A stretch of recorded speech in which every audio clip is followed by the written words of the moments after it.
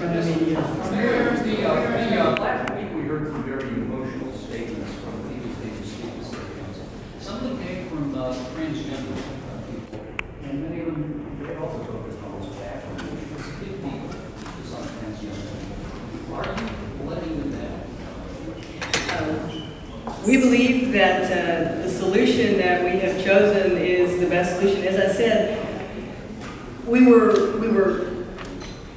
trying to do the right thing. We were trying to directly address the fears of not folks in the business community, but folks in the broader community. And it was clear that the more we tried to address those fears, the bigger they got. And the base ordinance is still the same. It says that you can't discriminate. Every business owner, and I was a retail business owner for 10 years, every business owner has both the right and the responsibility of keeping their patrons safe and making sure that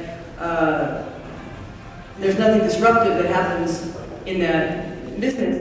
But at the same time, every business owner has the responsibility to make sure that they don't discriminate against someone who is patronizing their business and acting in a lawful fashion.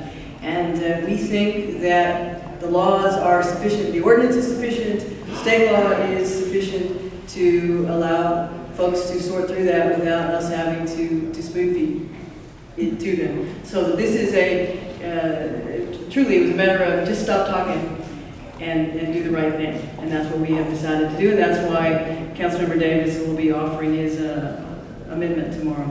Mayor, you have a long list of clergy members and churches that are supporting this proposed change and what you hope passes tomorrow. There were churches like Second Baptist, which is very large and powerful, some would say, in this community, that over the weekend sent out letters to its parishioners. Do you know if big churches like Second Baptist will be on board now, or have you reached out to them? We have reached out to them, and do I expect them to be on board now? No.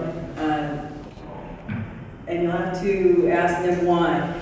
But the kind of misinformation that was being spread and echoed prompted a lot more discussion about what we ought to put in this information. It is insulting and absurd to think that any one of us standing here would want to do anything that would want to make our children unsafe in a public place. That is just not something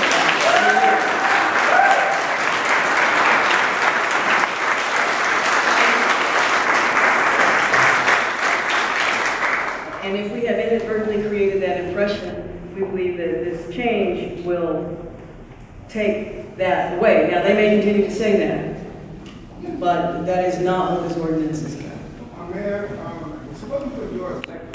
You probably wouldn't be talking about this ordinance now. And I want to know if the city of Houston, with the help of David Felton, has the wherewithal to enforce this ordinance to the letter of the law and according to the city of Houston's charter. What we did, as we do with all of our ordinances, we look at other cities and see what their experience is, if they have a similar ordinance. And we believe that there will be there'll be a little bump, and then it will taper off. Based on the experience of other cities, we think we can handle any complaint process adequately with existing staff. We don't think it will be a burden on the city. And the fact that we are starting with large companies over 50 employees, many of the largest companies in Houston employing thousands of employees already have very similar ordinances on their books. All of the majors have these kinds of ordinances, or policies, not ordinances, policies on their books. And and it gives us time to work with the smaller companies to make sure that there's a comfort level there. So we think it'll be a smooth transition. Mayor, just to clarify,